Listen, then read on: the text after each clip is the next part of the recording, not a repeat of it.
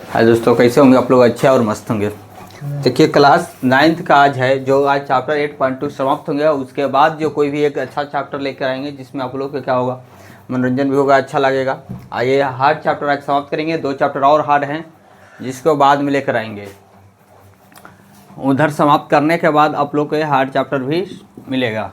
आइए, कह रहा है कि दर्शाइए कि किसी चतुर्भुज की सम्मुख भुजाओं के मध्य बिंदुओं को मिलाने वाले रेखाखंड परस्पर क्या कि समद्विभाजित करता है। यही आपको प्रूव कर रहा है। तो पहले आप क्या करना है, चतुर्भुज बनाइए, और चतुर्भुज के फिर मध्य बिंदु को मिलाने वाले रेखाखंड के बारे में बात कर रहा है। तो पहले ABCD का निर्माण कीजिए चतुर्भुज का। इस तरीका से क्या करेंगे, चतुर्भुज बना लीजिए ABCD। ये है, ये B है, ये C है और ये D है। यहाँ तक मिला लिए। फिर इसमें कहा था कि चतुर्भुज की सम्मुख भुजाओं के मध्य बिंदु तो फिर यहाँ से मध्य बिंदु निकाल लीजिए। इस तरीका से क्या कीजिए, मध्य बिंदु निकालिए। अब मध्य बिंदु को मिलाना के लिए बात कर रहा है, तो यहाँ से क्या कर लीजिए, मध्य बिंदु को भी मिला दीजिए। मान लीजिए P है, ये Q होगा, ये R होगा, ये S होगा। क्या होगा, PQRS। ठीक है, इस तरीका से इसको मिला दीजिए। इस तरीका से क्या करेंगे, इसको मिला देंगे। इस तरीका से इसे मिला दिए PQRS। तो अगर अब हम चलेंगे देखेंगे, तो देखिए PQRS जब मिलाएं तो यहाँ से आप बोल सकते हैं। फिर यहाँ से क्या करेंगे कि इसको भी मिला दीजिए, OB को, OD को, या बोलो BD को क्या कर दिए, मिला दिए। तो यहाँ से और इस तरीके से एक बार इसको मिला दीजिए और एक बार इसको भी मिला दीजिए। इस तरीका से क्या करना है, मिलाना है। मिलाने के बाद आपको क्या करना, दिखाना है। ठीक है, तो यह दर्शाई किसी समचतुर्भुज। देखिए यहाँ से क्या होगा, जो ये होगा, ये होगा, जो ये होगा, ये क्या होगा, आपस में बराबर चतुर्भुज है। तो यहाँ से आप बोल सकते हैं कि चतुर्भुज ABCD में, चतुर्भुज ABCD में जब चलेंगे ABCD में, तो चतुर्भुज है तो चतुर्भुज होगा, और ये मध्य बिंदु है तो जो AP होगा क्या होगा, PB भी होगा। AP बराबर बोल सकते हैं, AP बराबर PB, यहाँ से बराबर होगा। AP जो है वो PB के बराबर, तो AS बराबर होगा SD के। मध्य बिंदु है तो AS बराबर होगा SD के। ठीक है, AS क्या होगा, बराबर होगा SD के। और उसके बाद DR बराबर होगा RC का। चलिए, DR बराबर होगा RC का, और OB बराबर होगा BQ बराबर होगा QC का। BQ बराबर होगा QC का। यहाँ तक हो गया। अब चलेंगे त्रिभुज। फिर यहाँ से रचना करना होगा। रचना क्या क्या क्या, PQ PS, इस तरीका से SR और RC को क्या किया हम लोग, मिलाए हैं। तो बोलेंगे, और मिलाया गया था D को भी क्या किया, B तक मिलाए हैं। तो बोलेंगे कि PS, PQ, SR और RQ तथा RQ को मिलाया गया है। RQ को क्या किया गया है, मिलाया गया है। तथा D को B तक मिलाया गया है। D ये क्या है, रचना में आएगा, ये रचना होगा। ये हम लोग क्या किए, रचना किए हैं, जिसको बता क्या किए, PS को मिलाएं, PQ को मिलाएं, SR को मिलाएं और QR को मिलाए हैं। तो यहाँ से आप बोल सकते हैं इस तरीके से मिलाया गया है। अब अगर हम चलेंगे त्रिभुज, अब चलेंगे त्रिभुज ADB में। क्या चलेंगे, त्रिभुज ABD भी बोल सकते हैं। त्रिभुज ABD में जब चलेंगे, यहाँ से बोल सकते हैं कि त्रिभुज ABD में जब हम यहाँ से त्रिभुज ABD में एक बार चलेंगे, और एक बार त्रिभुज हम चलेंगे इस विकर्ण को लेकर, इस तरीका से AC को लेकर भी चल सकते हैं। तो आइए ABD, अब एक बार अगर चल जाएंगे BCD में तो भी बन जाएंगे। तो आइए तो चलते हैं त्रिभुज ABD में। तो जब ABD में आएंगे देखेंगे कि P जो भुजा है वो किसके मध्य बिंदु है। ABD में आएंगे तो Q भुजा जो है, चलिए ठीक है, तो P जिसका P है AB का, Q है BC का मध्य बिंदु। तो हम चले हैं ABD में ना, तो हमको ए बी डी में देखना है, पी और एस को देखना है। तो बोल सकते हैं कि ए बी डी में जब आएंगे हम, तो ए बी डी से हमें मतलब है तो पी और एस है। देखेंगे पी को बोल सकते हैं कि पी जो है किसका मध्य बिंदु है, पी ए बी का मध्य बिंदु है, पी ए बी का तथा एस पी ए बी का तथा एस जो है ए डी का मध्य बिंदु है। क्या है? मध्य बिंदु है। क्या बोलेंगे? पी जो है ए बी का और एस जो है ए डी का मध्य बिंदु है। यहाँ से तक बता दिए। अब यहाँ चलेंगे तो यहाँ से आप बोल सकते हैं कि पी एस पैरेलल होगा डी बी का। जब मध्य बिंदु है तो पी एस पैरेलल होगा किसका? बी डी का। तो यहाँ से आप बोल सकते हैं कि पी एस पैरेलल होगा किसका? बी डी का। ये कहाँ से बोले हैं? मध्य बिंदु प्रमेय से। पी एस का होगा पैरेलल होगा बी डी का। ये मध्य बिंदु प्रमेय से आप बोल सकते हैं कि पी एस जो होगा मध्य बिंदु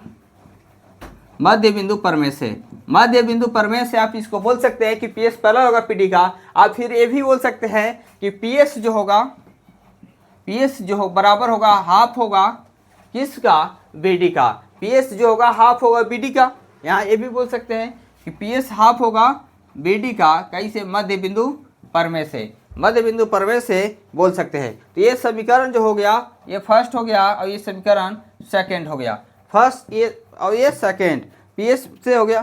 तो इसी प्रकार आप बोल सकते हैं, इसी प्रकार का मतलब है कि सेम टू सेम आप ले सकते हैं। इसी को सेम टू सेम जिस तरीका से आप ए डी बी में आप दिखाए हैं ना, ए डी बी में जब दिखाए हैं तो यहाँ से भी आप दिखा सकते हैं पी एस इस तरीका से। अगर त्रिभुज चलेंगे हम बी डी सी में या बी सी डी भी बोल सकते हैं। इसी प्रकार त्रिभुज बी सी डी में जब बी सी डी में आएंगे तो देख सकते हैं बी डी का पैरेलल ही होगा। बोल सकते हैं कि क्यू आर पैरेलल होगा बी डी का, क्यू आर पैरेलल होगा बी डी का, क्यू आर का होगा पैरेलल होगा बी डी का। जब इसी प्रकार लिखे हैं तो यहाँ इतना लिखने की भी आवश्यकता नहीं होगा। यहाँ क्या करेंगे? लिखने की आवश्यकता भी नहीं होगा। जान रहे इसी प्रकार लिखे हैं तो कहाँ से लिखे हैं? मध्य बिंदु प्रमेय से। तो जब बी क्यू आर जो होगा, क्यू आर को आप बोल सकते हैं कि क्यू आर जो होगा बी डी का क्या होगा? हाफ ही होगा। तो 1/2 बी डी। ये समीकरण का हो जाएगा 4 हो जाएगा। समीकरण क्या हो जाएगा? 4 हो जाएगा। कहाँ से? मध्य बिंदु प्रमेय से। इसी प्रकार दिखाए हैं कि जो बी डी यहाँ से आप बोल सकते हैं कि पी एस पैरेलल हो जाएगा क्यू आर का। पी एस का हो जाएगा पैरेलल क्यू आर का हो जाएगा, क्योंकि आप समीकरण फर्स्ट और समीकरण थर्ड को देखिए पैरेलल होगा और बराबर भी देखा जाएगा कि 1/2 बी डी तो 1/2 बी डी तो क्यू आर बराबर पी एस भी होगा, क्यू आर पैरेलल बराबर पी एस भी होगा। तो आप यहाँ से क्या करेंगे? समीकरण फर्स्ट तथा सेकेंड तथा थर्ड से चलेंगे। समीकरण फर्स्ट सेकेंड थर्ड और 4 को अगर आप देखेंगे तो यहाँ से आपको पता चल जाएगा कि जब बराबर है तो यहाँ से आप दिखा भी सकते हैं। चलिए इस तरीके से हो गया। तो अब आएंगे समीकरण फर्स्ट सेकेंड थर्ड तथा 4 से क्या करेंगे? समीकरण फर्स्ट सेकेंड थर्ड तथा 4 से या समीकरण फर्स्ट और प्लस थर्ड में भी आप देखेंगे तो यहाँ से P S parallel B D है और यहाँ देखिए बी डी दोनों में है तो P S parallel Q R हो गया।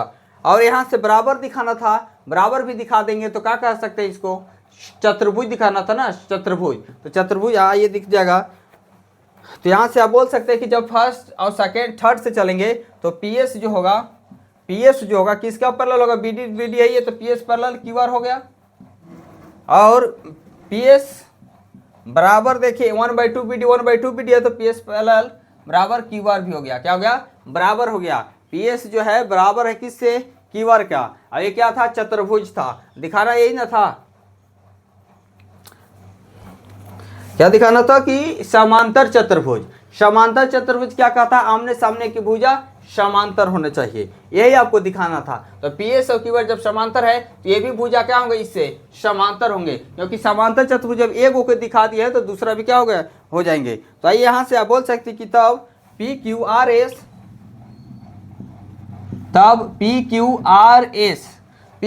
एस क्या होगा? समांतर चतुर्भुज है। समांतर चतुर्भुज है। क्या है? समांतर चतुर्भुज है।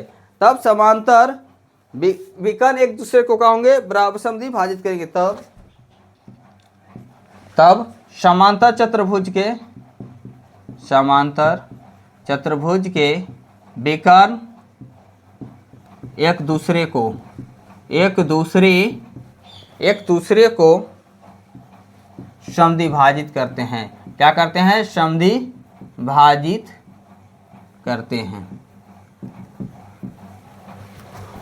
क्या करता है, एक रेखाखंड परस्पर समद्वि भाजित करता है, तो क्या करें, तब समांतर चतुर्भुज के विकर्ण भी क्या करेंगे, एक दूसरे को समद्वि भाजित करेंगे। यही आपको क्या करना था, दिखाना था, क्योंकि ये पी क्यू आर एस एक समद्वि भाजित करता है या नहीं, तो पी क्यू आर एस क्या एक समद्वि भाजित कर रहा है। क्वेश्चन नंबर 6 हो गया। एक और क्वेश्चन बचा है जो 7 है।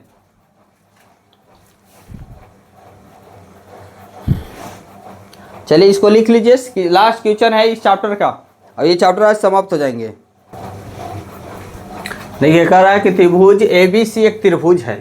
क्या है, ABC एक त्रिभुज है जिसका कोण C समकोण है। इसका मतलब कि एक ऐसा कोण बनाना होगा जिसका एक कोण समकोण भी होना चाहिए। तो ये है AB होगा, तो ये क्या होगा, C होगा।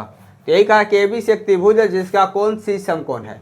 कर्ण AB है, समकोण के सामने वाले को क्या बोलते हैं, कर्ण बोलते हैं, सामने वाले को कर्ण बोलते हैं। तो कर्ण AB के मध्य बिंदु, कर्ण AB को मध्य बिंदु M से, मध्य बिंदु M, कर्ण के मध्य बिंदु M से होकर BC के समांतर, BC ये BC के क्या करा कि समांतर, BC के समांतर खींची गई रेखा AC को ये D पर प्रतिच्छेद करता है। AC को कहाँ कर रहा है, तो D पर प्रतिच्छेद करती है। तो दर्शाइए D भुजा जो है, ये D भुजा जो है AC का मध्य बिंदु है। यही आपको दिखाना है पहले में कि D भुजा जो AC का मध्य बिंदु है, MD बराबर AC दिखाना है कि MD बराबर AC है, MD बराबर AC ये दिखा रहा है।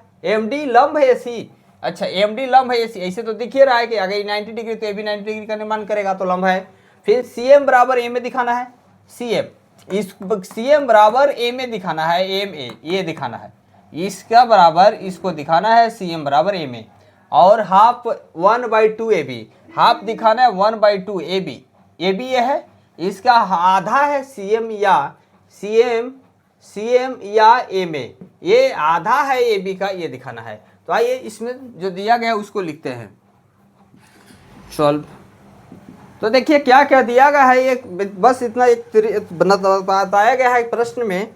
तो ये प्रश्न में दिया है त्रिभुज ABC क्या है, त्रिभुज ABC, अगर त्रिभुज ABC में चलेंगे तो यहाँ सिर्फ ये पता चल रहा है कि C क्या है, 90 डिग्री है। समकोण का मतलब क्या होगा, एंगल C बराबर 90 डिग्री। C क्या है, 90 डिग्री का निर्माण कर रहा है। फिर और क्या दिया हुआ है, हाँ MD जो है ना पैरेलल है BC का, यहाँ से ये पता चल रहा है कि MD जो है पैरेलल है BC का। MD जो पैरेलल है किसका, BC का, ये पता चल रहा है। फिर सिद्ध क्या करना है, सिद्ध 3 ठो करना है, सिद्ध करना है। क्या क्या करना है, देखिए पहला में सिद्ध करना है कि D भुजा जो है AC का मध्य बिंदु है। ये D जो है AC का मध्य बिंदु है, ये प्रूफ करना है। तो D जो है AD बराबर आप बोल सकते हैं, AD बराबर DC, ये आपको सिद्ध करना है। चलिए AD बराबर यही ना होगा, D जो है हाँ AC का मध्य बिंदु है, AC का मध्य बिंदु है, मध्य बिंदु का मतलब आधा आधा। तो आप यहाँ से बोल सकते हैं कि AD बराबर DC, यही प्रूफ पहला में करना है, AD बराबर DC। दूसरा कह रहा है कि दूसरा में क्या करना है, MD लंब है AC, MD लंब है AC। और तीसरा क्या करना है, तीसरा में कह रहा है कि CM या MA बराबर 1/2 AB। अब हम पहला क्वेश्चन में चलेंगे, इसको प्रूव करने का प्रयास करेंगे। क्या करेंगे, क्वेश्चन नंबर फर्स्ट में चलेंगे। तो जब फर्स्ट में हमको क्या दिखाना है, D भुजा AC का, D भुजा जो है AC का मध्य बिंदु है। तो चलेंगे फर्स्ट को लेकर चलेंगे। तो त्रिभुज ABC में अब चलेंगे, तो लिखेंगे त्रिभुज ABC में, त्रिभुज जब आप ABC में चलेंगे तो ABC में आप देखेंगे कि M जो है AB का मध्य बिंदु है। जब त्रिभुज ABC में चले हैं तो M क्या है, AB का मध्य बिंदु है। ये बोला था कि M AB का मध्य बिंदु है, मध्य बिंदु है। ये बोला गया था कि M जो है AB का मध्य बिंदु है। तो आप बोल सकते हैं कि M D parallel B C, ये तो दिया गया था, M D parallel B C, ये दिया गया है, M D parallel B C क्या है, दिया है। और एम भी जो है ए बी का, ये भी दिया ही गया था। तब आप बोल सकते हैं कि डी जो है ना, डी जो है ए डी का मध्य बिंदु है, डी जो है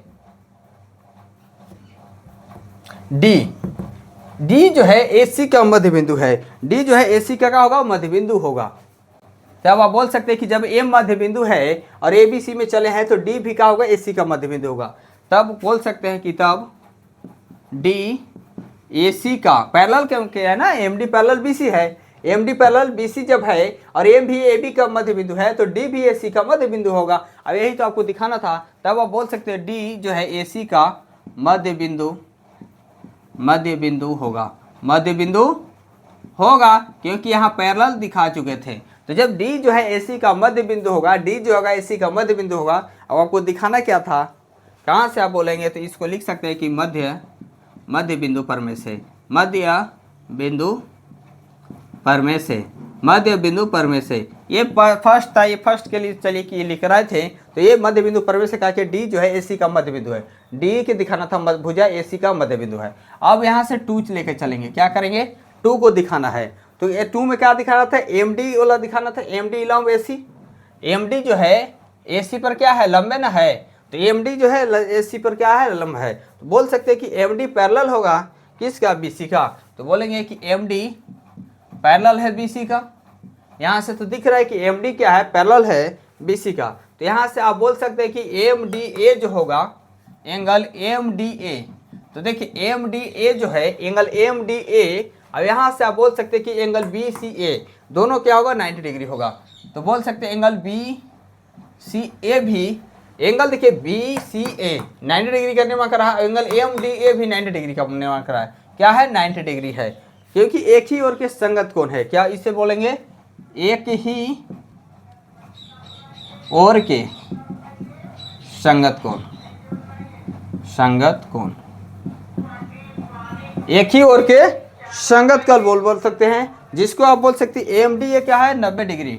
MDA आपको दिखाना क्या था, 90, यही ना दिखाते। MD जो है AC पर लंब है, MD AC पर लंब है। जब ये 90 डिग्री का निर्माण कर ही दिया है, और 90 डिग्री का निर्माण करने का मतलब है कि ये लंब है। तो आप यहाँ से बोल सकते हैं कि तब जो है, तब MD क्या है, AC पर लंब है, क्या है, AC पर लंब है। अब यही आपको दिखाना था, यही क्या दिखाना था। अब तीसरा क्या है, CM बराबर MA। अगर हम MA को भी दिखा देंगे तो CM के बराबर ही MA है, तो M दिखा देंगे बराबर 1/2 AB। यही क्या करना, तीसरा दिखाना है। तो देखिए अब हम चलेंगे ADM तथा CDM में, ADM और CDM में। तो चलेंगे त्रिभुज ADM तथा त्रिभुज इस तरीके से ADM में चले हैं, आपको दिखाना है AB, तो ADM में चले हैं, उसी तरीके से CDM में एक बार चलिए, क्या करेंगे, ADM चलिए, एक बार CDM में चलेंगे तो 180 डिग्री हो जाएगा। तो बोलेंगे त्रिभुज CDM में क्या करेंगे, ADM तथा त्रिभुज CDM में चलेंगे। तो यहाँ से आप बोल सकते हैं कि AD तथा CD, ये AD है और CD क्या है, बराबर है। AD बराबर CD भी बोल सकते हैं, AD बराबर CD। ये देखिए AD बराबर हम CD कहाँ दिखाए हैं, AD बराबर CD, देखिए AD बराबर CD ना, चलिए ठीक है। AD बराबर CD ये मध्य बिंदु था, तो मध्य बिंदु से बोला गया था कि AD बराबर CD है, BC की समझ खींची गई है मध्य बिंदु। देखिए AB के मध्य बिंदु M से था, तो यहाँ से बोल सकते हैं कि ऊपर क्या किया गया है, सिद्ध किया गया है, क्योंकि AD बराबर CD हो जाएंगे। AD बराबर क्या होगा, CD या DC बोल सकते हैं। यहाँ से एंगल ADM बराबर एंगल CDM बराबर होगा, एंगल ADM और एंगल CDM बराबर होंगे, कितना होंगे, 90 डिग्री और 90 डिग्री, तब जाकर सरल रेखा पर 180 डिग्री का बनता है। तो ये प्रत्येक क्या होगा, प्रत्येक 90 डिग्री का निर्माण करेगा, क्या करेगा, प्रत्येक 90 डिग्री बना हुआ है, तो एम डी बराबर एम डी बोल सकते हैं, क्योंकि ए डी एम में चले हैं, सी डी एम में चले हैं, तो एम डी दोनों में आ रहा है ना, ए डी एम और सी डी एम। तो एम डी जो है एम डी बराबर एम डी बोलेंगे, क्योंकि एम डी बराबर एम डी इसलिए तो क्योंकि दोनों में है, तो इसे बोलते हैं उभयनिष्ठ। क्या बोलते हैं? जब दोनों में एंगल होते हैं उसे उभयनिष्ठ बोला जाता है। तो एम डी बराबर यहाँ से एम डी बराबर एम डी बोलेंगे, क्योंकि ए डी एम और सी डी एम में देखिए दोनों में एंगल एम डी है, यहाँ एंगल साइड है, तो इसे बोल सकते हैं, क्या बोलेंगे? उभयनिष्ठ बोलेंगे। तो यहाँ से देखिए ई ए डी एम जो है एंगल ए डी एम सर्वांगसम त्रिभुज सी डी एम हो गया, सी डी एम हुआ। कैसे हुआ? एक वो एंगल दिखाए, दो गो साइड दिखाए हैं, तो इसको हम बोल सकते हैं सर्वांगसम हुआ है। कैसे? चूंकि साइड एंगल साइड से क्या हो गया? सर्वांगसम हो गया। तो अब जब साइड एंगल साइड से सर्वांगसम हो गया, तो आप यहाँ से बोल सकते हैं कि जब ये ए डी एम और सी डी एम, तो यहाँ से मिला दीजिए इसको, ए डी एम में चले थे एक बार सी डी एम में चले थे। जब ये बराबर हो गया, तो आप यहाँ से आप बोल सकते हैं कि एम बराबर सी एम होगा, क्योंकि ये तो बराबर था, ये बराबर है, तो ये भी क्या हो गया? आपस में बराबर हो गए। तो यहाँ से आप बोल सकते हैं कि एम बराबर होगा सी एम। कैसे बराबर होगा?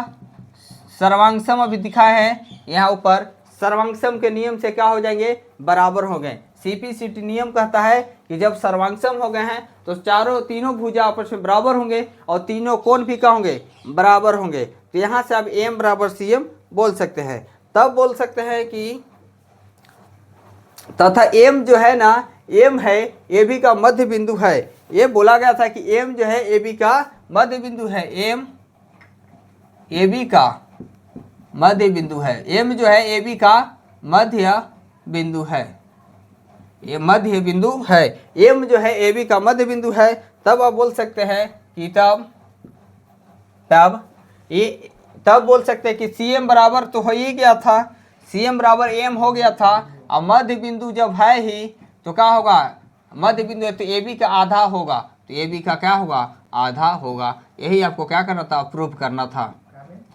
प्रूफ। चलिए दोस्तों, आज ये क्लास क्या हुए? समाप्त हो गए हैं ना। 8.2 भी 9th का समाप्त हो गए। प्रूफ दैट थे, इसलिए अब नेक्स्ट दिन से आते हैं कोई अच्छा चैप्टर लेकर। एक दो चैप्टर को छोड़ेंगे, उसके बाद देख रहेंगे, उस समाप्त करने के बाद फिर 2 चैप्टर प्रूफ दैट लाइन के आएंगे, क्योंकि 2 चैप्टर प्रूफ दैट हो चुके हैं, इसलिए 2 चैप्टर को भी एंड रखते हैं। और उसके बाद जो अच्छा चैप्टर लेकर आते हैं, जो आप लोग को सरल लगेगा, अच्छा लगेगा, समझ आएगा, और उसके बाद फिर क्या करेंगे? प्रूफ दैट को समाप्त करेंगे और ये चैप्टर से आप क्लास 9th समाप्त हो जाएंगे। और 9th के बाद फिर से आप लोग के क्लास 8 आएंगे और 10th के क्लास चलते रहेंगे। दोस्तों धन्यवाद, फिर मिलते हैं नेक्स्ट दिन।